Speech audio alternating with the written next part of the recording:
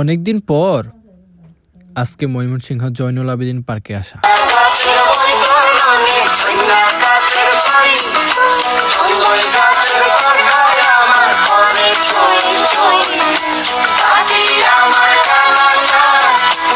সন্ধ্যা গড়িয়ে রাত, জানুয়ারির মাস, হালকা বাতাস আর একটা চেনা ঠান্ডা।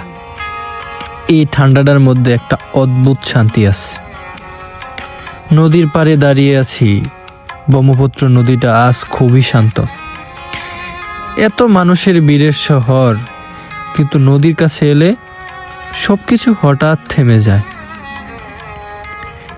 জীবনেও এমনই, সবসময় দৌড়, কিন্তু থামার জায়গা কম। এই নদীর দিকে তাকিয়ে বুঝলাম জীবনটাও নদীর মতোই।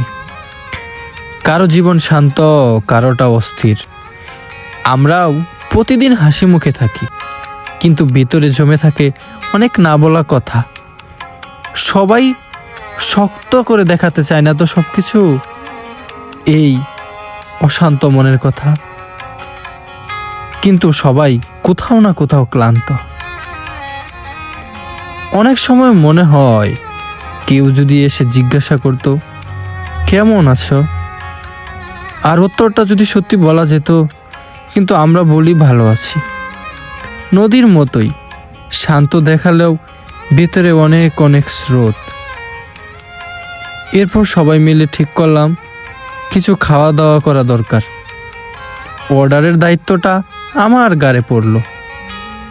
ঠান্ডা রাতে গরম কিছু, নাগা মরিচের বার্গার আর হাঁসের মাংসের রুটি। জীবন যেমন জাল, এই বার্গারও ঠিক তেমনই। চোখে পানি, নাকে পানি, কিন্তু মুখে বড্ড হাসি। জীবনটাও এমনই, কষ্ট থাকে, ঝাল থাকে, তবুও এই ছোট্ট ছোট্ট মুহূর্তই বাঁচিয়ে রাখে। আজও নদীর পাড়ে এসে সেটা আবারও মনে পড়ল।